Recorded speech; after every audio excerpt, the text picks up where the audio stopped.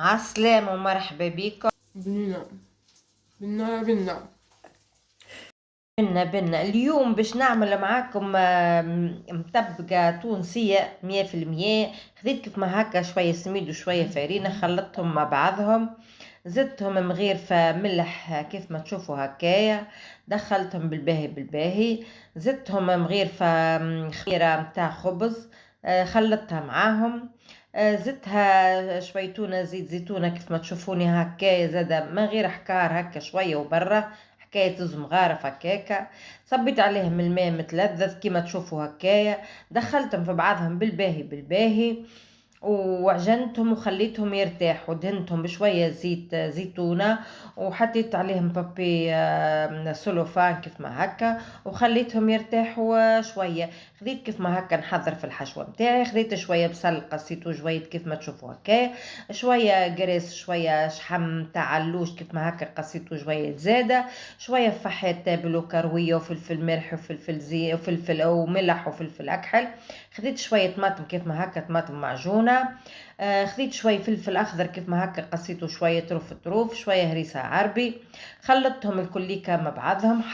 حطيت على القلاية شوية في القلاية شوية زيت، حطيت ملول شوية الشحم قليته بالباهي، من بعد زدت شوية البصل قليتهم مع بعضهم بالبصل، من بعد زدتهم الفحات قبل الطماطم باش ندخل الفحات بالباهي فك الشحم والبصل، تولد ريحة ما نحكي لكمش، بنة عالمية. بعد ما قليت شوية كالفحات شوية هكا دخلتهم بالباهي، صبيت عليهم طماطم معجونة، انا حطيت طماطم كيف ما هكا، انتم حطوا الطماطم اللي تحبوا عليها، خلطتها بالباهي معاهم، خليتها تتقلى شوية معاهم الثوم زادة، وزدت شوية فلفل أخضر وفلفل أحمر كما هكا مخصوصين جويدين حارين زادة هما ما شاء الله. تويك خذيت العجينة متاعي قصيتها كويرات كيف ما تشوفوا هكايا، خليتهم كيما هكا ارتاحوا شوية، ومن بعد ناخذ بالحشوة متاعي حضرت كيف ما تشوفوا هكايا، ناخذ بالكعيبة، ندهن البابي بابي كارتا بشوية زيت، نحط عليه الكعبة كيف ما هكا، نحط فوقها الحشو ومن بعد نغطيها بكعيبة واحدة أخرى كيف ما هكا. هذه الكعيبة الثانية باش نعودها معاكم كيف ما هكا، نحط فوقها واحدة أخرى زادة،